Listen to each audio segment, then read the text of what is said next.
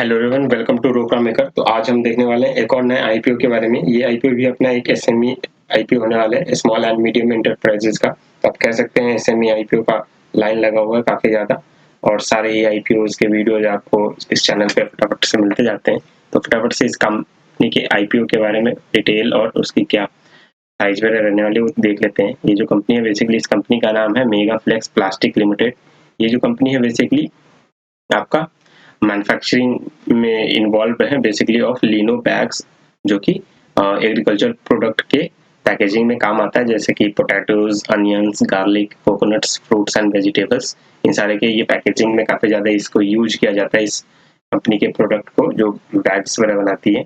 और ये इसके अलावा जो आप कह सकते हैं कि ये लिनो बैग्स के अलावा ये फैब्रिक के बैग्स भी बनाती है और सुतली वगैरह भी मैन्युफैक्चर करते हैं। सुतली मतलब आप समझ सकते हो, आपको अगर आइडिया नहीं आ रहा तो मैं बता देता हूँ। सुतली फॉर्म तो सुना ही होगा आपने, जो सुतली लपेटे हुए थे उस पर, वो सारी सुतली।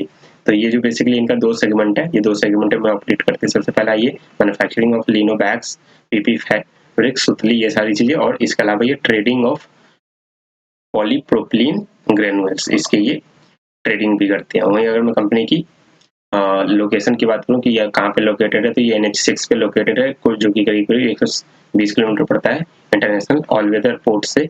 और उसके अलावा ये 30 किलोमीटर दूर पड़ता है कोलकाता पोर्ट से। वहीं अगर मैं इसकी बात करूं कि ये मतलब यहाँ पे लिस्ट लोकेटेड है, तो इसकी कनेक्टिविटी, ट्रांसपोर्ट फैसिलिटीज पर काफी बढ़िया है। और इसके जो कुछ इंपॉर्टेंट ब्रांड्स है वो भी इन्होंने बताए हैं। ये जो ब्रांड्स है जैसे Linoflex, Kisan, Kisan regular, gold flex light, tiger, Tiranga, Heena, ये सारे इसके कुछ इंपॉर्टेंट ब्रांड्स हैं, जो मेन ब्रांड्स है वो सारी चीजें। उसके अलावा अगर मैं कंपनी की बात करूं तो ये कुछ अपना एक्सपोर्ट भी करते हैं यूरोपियन कंट्रीज को। वहीं अगर कंपनी के स्ट्रेंथ की बात करें तो कंपनी की जो एक्सपर्टीज है, मतलब मैनेजमेंट की, वो काफी ज्यादा बढ़िया है और काफी ज्यादा स्टेबल इनकी ऑर्गेनाइजेशन है। वहीं अगर मैं ऑपरेशन की बात करूं तो इनका फ्लो जो है काफी ज्यादा स्मूथ है, और इनकी जो स्ट्रक्चर है काफी वेल डिफाइंड है। इनके जो रिलेशनशिप है विद एग्जिस्टिंग सप्लायर्स काफी बढ़िया है, और इनके जो प्रोडक्ट है वो काफी ज्यादा, इनके वाइड रेंज ऑफ प्रोडक्ट्स हैं इनमें काफी ज्यादा। जैसे कि आपको बताया कि ये सुतली से लेके पीवी फैब्रिक, लिनो बैग्स और भी कई सारे टाइप के बैग्स भी बनाती है, और उनके कई सारे ब्रांड्स वगैरह भी है।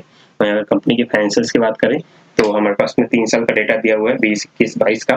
तो सबसे पहले टोटल एसेट्स देखते हैं, जो कि 2020 में, ये सारे फिगर्स लैक्स में दिए हुए हैं। 2020 में टोटल एसेट्स जो था करीब करीब 30 करोड़ के आसपास था, ये 32 करोड़ हुआ फिर, और ये 34 करोड़ हुआ। तो टोटल एसेट्स बढ़ रहा है। टोटल रेवेन्यू पहले 33.5 करोड़ था, फिर 31 करोड़ हुआ, फिर 47 करोड़ के आसपास। तो टोटल रेवेन्यू भी बढ़ रहा है। बीच में ये 2021 में लॉकडाउन की वजह से, कोरोना की वजह से थोड़ा सा सीन इम्पैक्ट पड़ा इस पे। प्रॉफिट आफ्टर टैक्स में अगर देखें 2 करोड़ 19 लाख, फिर 1 करोड़ 28 लाख, फिर 2 करोड़ 65 लाख। तो ये भी वापस से प्री कोविड लेवल पे आ चुका है। नेटवर्थ भी ये इनके पास में करीब करीब 31 करोड़ का नेटवर्थ है 2022 के हिसाब से, और 29-30 करोड़ के आसपास इनके पास रिजर्व और सरप्लस भी है। वहीं अगर मैं इसके ईपीएस वगैरह की बात करूं तो ये जो बेसिकली है इसका करंट 2022 के हिसाब से ईपीएस 15.16 रुपीज पर शेयर है, और एवरेज लास्ट ईयर का 12.12 है।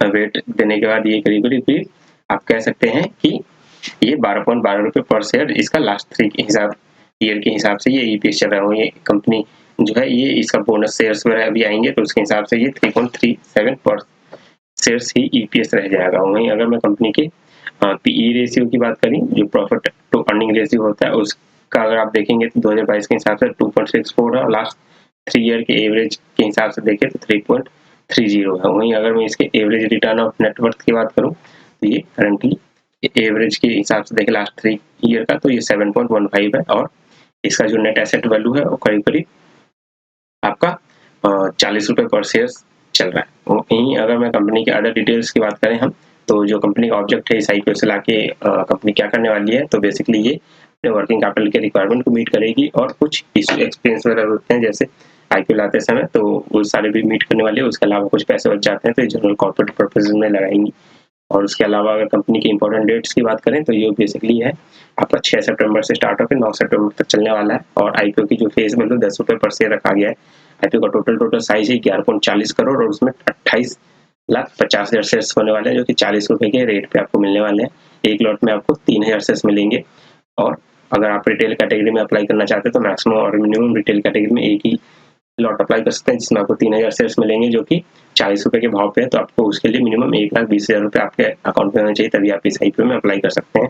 वहीं अगर मैं इस आईपीओ की साइज की बात करूं जो कि 11.40 करोड़ है, जो कि पूरा फ्रेश फ्यूचर्स होने वाला है, जो कि काफी बढ़िया है। और जो कि 11.40 करोड़ में से 50% आपका एचएनआई कैटेगरी और रिटेल कैटेगरी के लिए रिजर्व रखा जाएगा। करीब 5.25 करोड़, 6 करोड़ 75 लाख के आसपास आप कह सकते हैं। 6 करोड़ 70 लाख, 6 करोड़ 70 लाख जो आईपीओ है वो एचएनआई और रिटेल कैटेगरी के लिए रिजर्व रखा गया है। कंपनी जो आपका एनएससी के एसएमई प्लेटफॉर्म पे लिस्ट होते हुए नजर आएगी। वही कंपनी के जो प्रमोटर हैं, जैसे ये एक कंपनी है चैनल प्लास्टिक प्राइवेट लिमिटेड और राकेश सेठिया, मनमोहन लाल, प्रकाश पारख, और ये सारे जो प्रमोटर है इनकी होल्डिंग कंपनी में आईपीओ आने से पहले तक 99.79% है। वहीं जैसे ही आईपीओ आएगा तो इनकी जो शेयर होल्डिंग है 73.32% ही रह जाएगी।